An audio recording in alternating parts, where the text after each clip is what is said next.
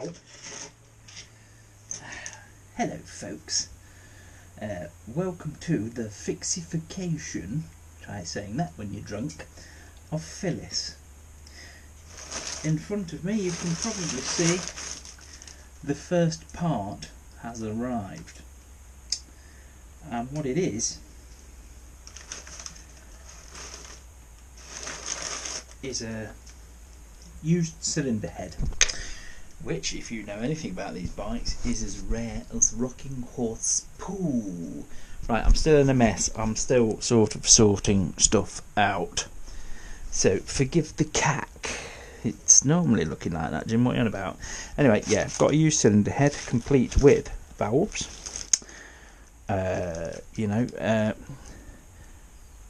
Sprocket, decompression lever, injection mount, intake. So yeah, in theory it'll bolt straight on. I'm going to take, the intake has anti-tamper bolts on it. I've just sprayed WD-40 on it basically to just soak into the alloy corrosion, because I'm going to get the Dremel out with a wire bit on it and give it a really good going over, and probably paint it before I fit it. So yeah, it's come with the intake, and they've got, as you see, it's mounted with an anti-tamper bolt. But what I did with Phyllis is ground those off. I just ground them down, and I've put normal bolts on, which makes it so much easier. If you want to get stuff on and off, you can just unbolt that instead of right up there, because this is where the injector sits, and that goes to the airbox, well, your throttle body and the airbox. So yeah, so the valves are in it. I've not tried to turn it over or anything like that just yet, to check the operation of the valvicles, but by the looks of it, it's just been pulled off the bike. Even the spark plug is a beautiful tan colour, so the bike ran okay by the looks of it. Could have been in an accident because there's no front end pieces for sale, but I have managed to just bag the barrel off the same bike as well. So what I should probably end up doing is, we shall inspect it, but I shall put the used barrel on as well. Obviously I'm going to rotart it, and we'll see if the valves open and close. We'll check the valve gap and all that lot before we do it. I might even pop the valves out. They're not that difficult to get out, and just measure the stem, make sure they're in serviceable length and what have you. But at least, see, the method behind the madness is, this is all complete. In theory, I could just bolt that straight on, measure the valves, away we go. I've ordered a full gasket set, and I think, considering that the piston is now the variable compression variety, I have got a piston, so we'll see if that fits the new barrel. But the wise thing would be, because the exhaust head of the valve smashed, it broke off, smashed into the top of the piston, smashed a hole in the piston. Sometimes if you're really lucky with aluminium like the piston, if you're really lucky, it just mullers it. It doesn't actually break parts off, it just mullers it, which means none's gone into the engine. But if it's doing silly crap like dropping valves, chances are you've got a bit of forbidden glitter anyway in there. So I've got the full gasket set, so I think the proper plan is, yes, the idiot has a plan, is take the engine out and just split sort of one half of the cases, not take everything out, just split the cases, and just so I can inspect the inside of the case, because it's not a traditional sump on these. There's not, a sump that you can take off. It's a vertically split case. I'm used to horizontally split fours and stuff like that. So we're going to split it just to make sure there's no forbidden glitter, wash the cases out, put new gaskets in, stick it back together, and then hopefully, fingers crossed, we'll be alright. This is actually all the top end gubbins that I took out the old head. So we've got, that is And you can see, look at the end of the valve, look. This is the inlet valve. So, I mean, that face could probably be profiled, but there's no point. Absolutely no point. But we've got valve collets, seals, which are still good. We've got the rocker arms, which are still good. We've got the cam of camage, you know, everything that was in the top end. And here's the naughty exhaust valve, look. It went bing! So, yeah, so I have got a load of spares for the top end in here if I need to. So that is this bit, and then when the barrel comes in, which should be at the weekend, this is being filmed on a Tuesday night, I will film that, and it'll all be part of one video. So the recommissioning of the bits will be one video, the removal of the engine on the bike will be another. I'll probably do removal and split the cases in one video, and then we'll go on from there. But doing it this way, knowing how really rare these engines are over here, in Thailand where they were built, you'd probably trip over them, but over here we only had it for 2 years. So most Japanese motorbikes sold in this country always used to reach a 3rd birthday, and then they either got updated or a new model come out. Usually they would be updated and updated every 3 years. Probably every year you'll have a different colour, but that was it. So yeah, I'm really happy with it. Can you see the colour of the sparking plug? It's a lovely tan colour. So that shows me that it was burning correctly. The barrel will come with the fuel injection sensor and what have you. The only thing I think that's going to fight me is we've got a broken bolt there, but yeah, we'll get some percussive maintenance on that and go tappy tappy tap tap. So yeah, so I'm really pleased with that. It was Captain Redbeard that found that for me. So I've been scanning eBay literally every day, and then the barrel's coming from the same people. So cool. Now on to showing you the barrel. This is assuming it turns up.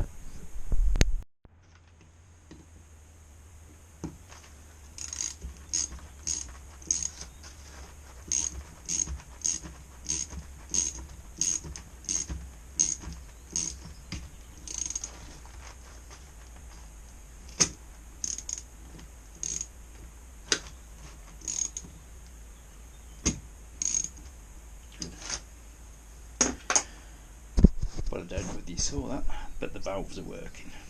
But those bolts there are loose, so whether somebody took that out to get the chain off and stuff, you don't need to. But yeah, I will go through it like a dose of salts. Hello folks, yes, it's Easter, and these arrived in the post today, and they're from Rose Tits Mackenzie, because we went to Weedon at the weekend, as some of you probably saw on our Facebook page, The Adventures of Tarquin and Tilly. We went to Weedon, and in the bookshop cafe they had an Easter event on for the kids meet, and they were all wearing bunny ears, as long as some of the mummies were as well. And I wanted a pair, and we couldn't find any, but these came in the post today, so I'm wearing them. Anyway, the other news, I'm going to call this series the unfucking of Phyllis, or the fixing of Phyllis. Barrels here, it's all wet because I've gave it a dose of like WD, and it's a bit wet there because what I did was I've just had come on you wee bastard, a closer look at the head of cylinders, and the valves looked like they were sitting a little bit ploughed. So what I did was I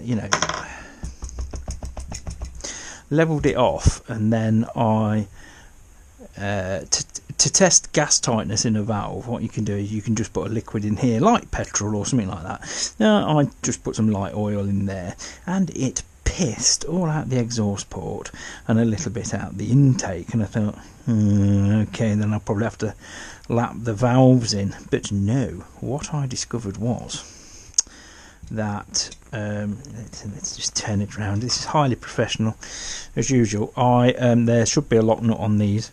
I've backed these right off. There was absolutely no play on the tappets at all. In fact, I had to wind them out quite a way to start getting clearance.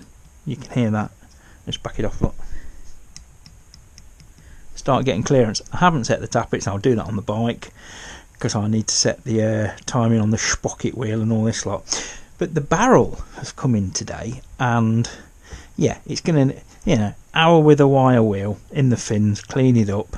Even came with the cylinder head temperature sensor. That is Phyllis's old piston, which is now variable compression. And what I wanted to do, I just wanted to test the fit in this barrel, because the new piston is quite tight. It's not super mega tight that you can't move it or anything like that. Hand gestures. But I thought, well, I'll try the old piston. And yeah, sure enough, it's a pretty tight fit anyway.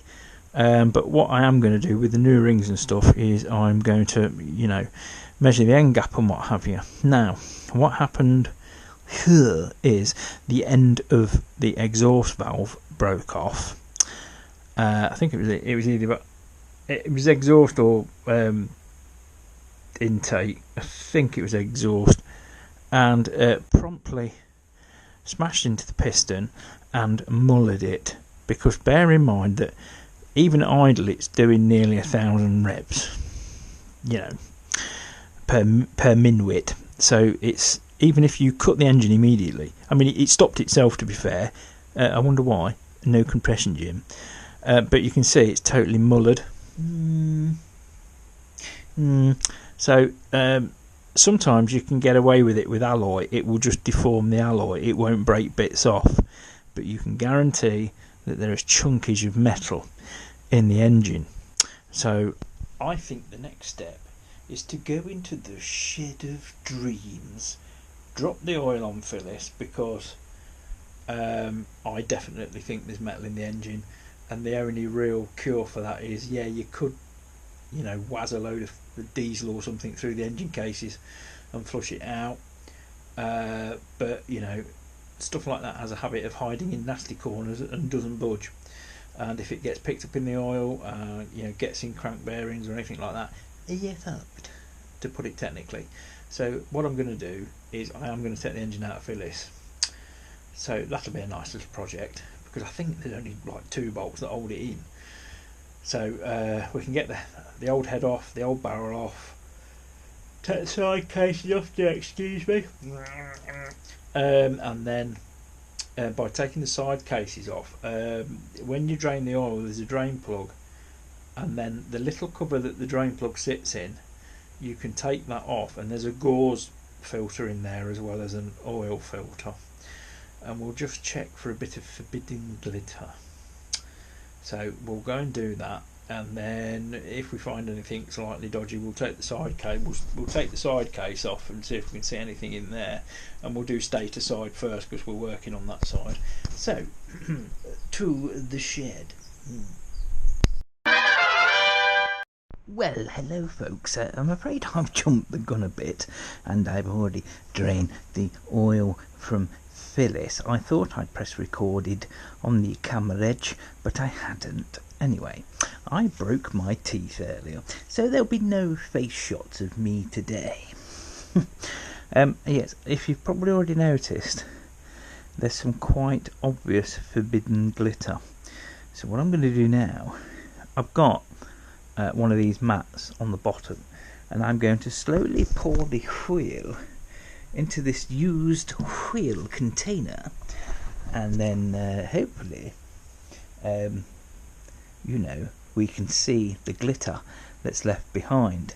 Because there is glitter there from the piston top being smashed in, we have to pull the engine. That's what I'm going to do. I'm just going to pull the engine, split the cases enough so I can clean it all out. I've just got a brand new gasket set come, and as you've seen, we've got the barrel, we've got the head. So Where's the bloody tripod? If I can find the tripod, I'll set you up. Yes.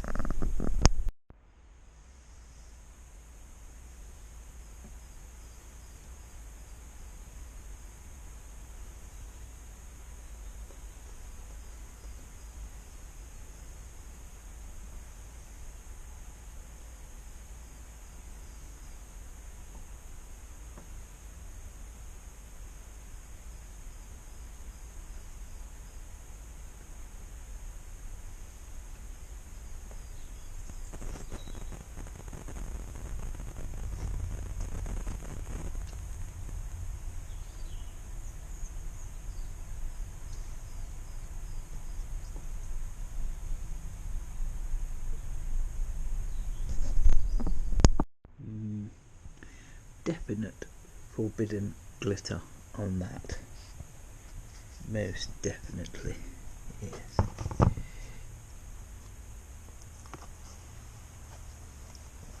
Ooh, yes. Yes. Big chunkage. Definite strippage. Let's put you in there. Hopefully you'll be able to see.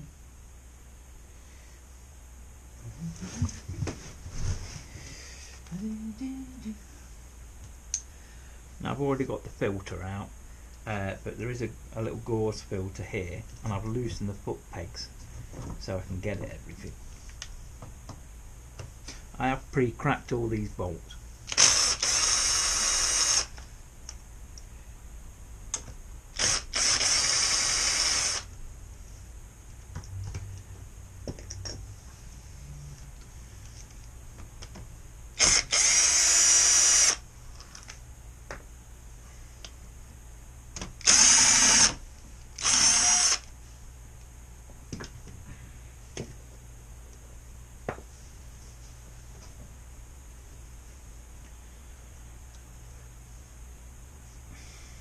Oh yes, definite speckage of metal there. This is your secondary gauze filter. So yeah, right. You know what's coming next, don't you guys? We're gonna do a montage.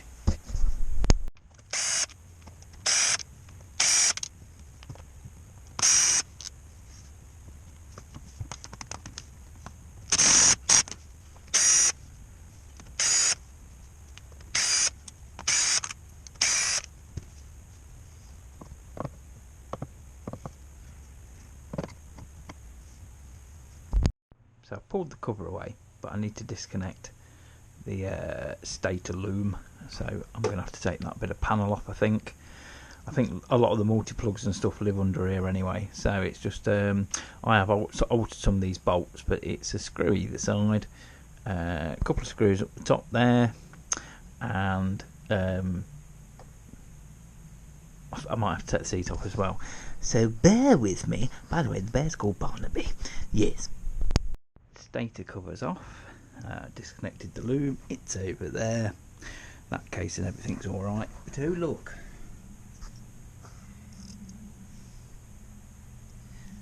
so yes, another forbidden chunk, which means there's definitely more in there. So what I'm going to do now is I'm going to disconnect the fuel injection intake, leave that on the bike with the throttle body.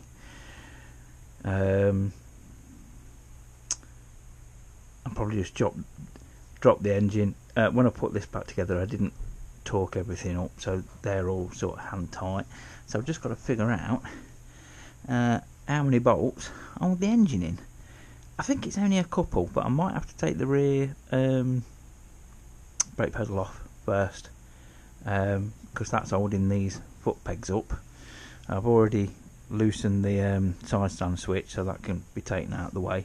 I don't think there's a lot of electronical gubbins actually attached to the engine, but as usual we'll probably find out the hard way. Yes.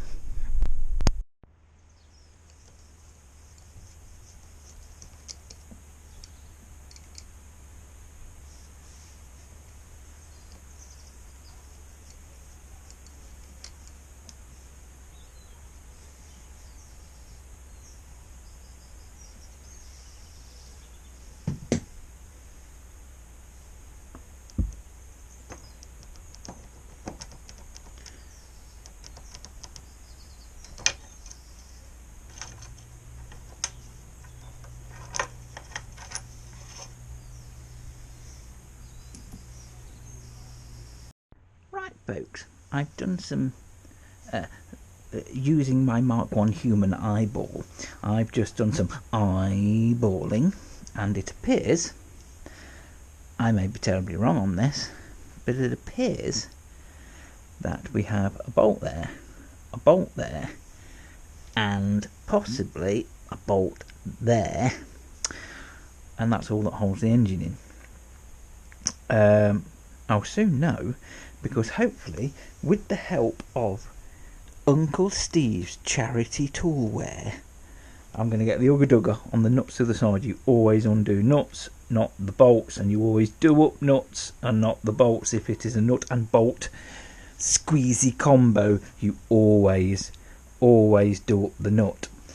And you know, I've been guilty of doing it whichever way around was easiest, but yeah, that's the way you do it. I'm just going to finalise. This, I think, is the neutral switch. There is also some wiry wires for the gear indicator. That might even be combined with the neutral switch. This might be the gear indicator as well. So I've just got to see where he plugs in, and then yes, because I've given myself a little bit more room, so I've got no excuses for cocking it up spectacularly. Yes, I will. So yeah, I'm going to crack on with it, and then I will bring you back when I am ready to completely slam the engine off the floor, because I am stuck for space that side to get the camera, and that's the side the nuts are, unless I bring the bike this way. But that means I've got to move everything to get the Z back in, get Spurt back in. I don't know yet. I have not decided. But going all right so far. A few inches later. Rep. All the engine bolts are out. They all came out without... Oh, Jesus, I just farted. Oh, God. They all come out without a hassle. I did have to undo the bottom of the footrest to get this bolt out, make it clear to come out. But yeah, they're all 14 melt. They all came out. They're all there. But the engine dropped nice and freely. I have disconnected the loom, etc. And I couldn't get the engine any lower down.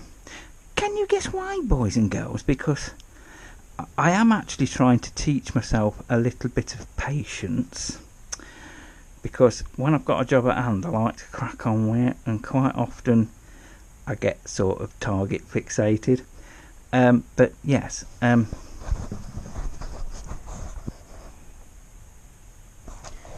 it would help if Uncle Jimmy undid the exhaust, so he could then liberate the engine. Yes. What an absolute... 12 seconds later. The engine is out. Went all right. When I took the exhaust, there's even forbidden glitter in the exhaust. Look. Yes. The only struggle I had was this is the wire that goes to the starter motor. I couldn't get the bolt off the starter motor. It's like corroded and rounded, so that's the job for future me. And I couldn't get it disconnected at the other end up by the relay because I couldn't get my fingers anywhere near it. It involves easy access to that, involves taking all that bin out, which means removing the battery and battery cables and all this lot. And I thought, bollocks to it, I'll snip the cable because the end's all faired up and horrible anyway, so I can replace it with a nice spanky end. But otherwise, not a bad job. Not a bad job at all. Now, Steve, if you'd just like to drop me off a 160cc ported pit bike engine, that'd be lovely. Yes. Right, I think this is going on the bench. Put a load of oil mat down and we'll put it on the bench. And we'll just start pulling it apart. Bollocks! It might even be easy to pull apart the clutch side. I don't know. We'll see. Shut the fucking camera. Hang on a minute, lads. I've got a great idea.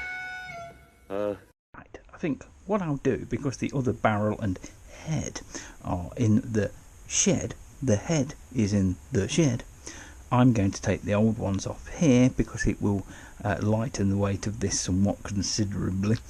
That barrel and head is probably the same as all that put together. Probably not, actually, Jim, you're just full of shit.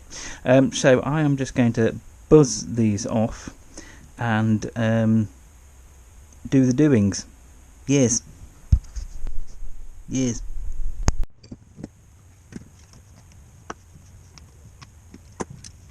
Well, James.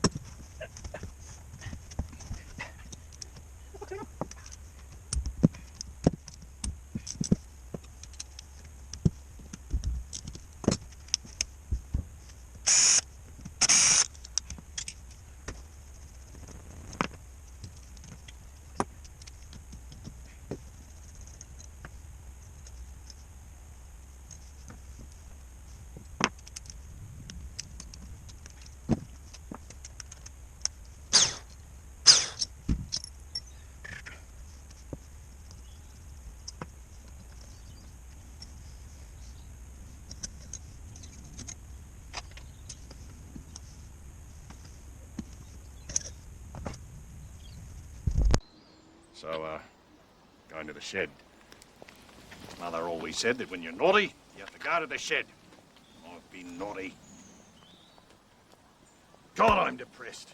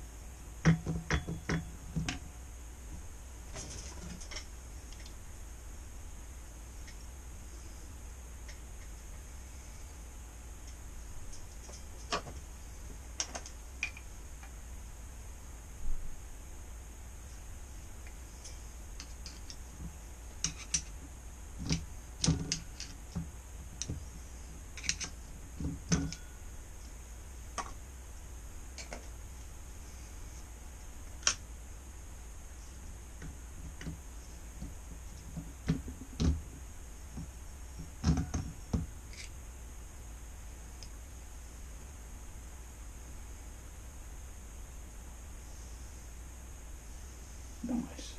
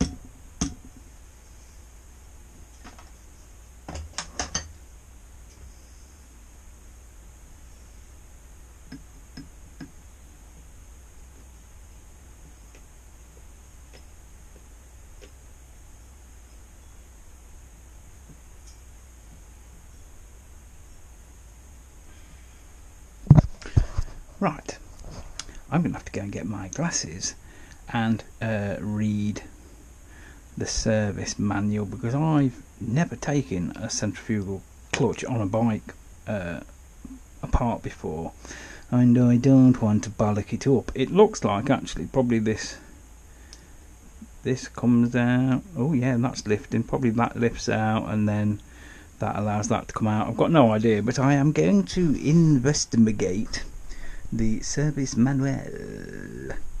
I'm actually going to leave it there, folks, because it's getting day's getting on now, and I'm getting tired and hungry.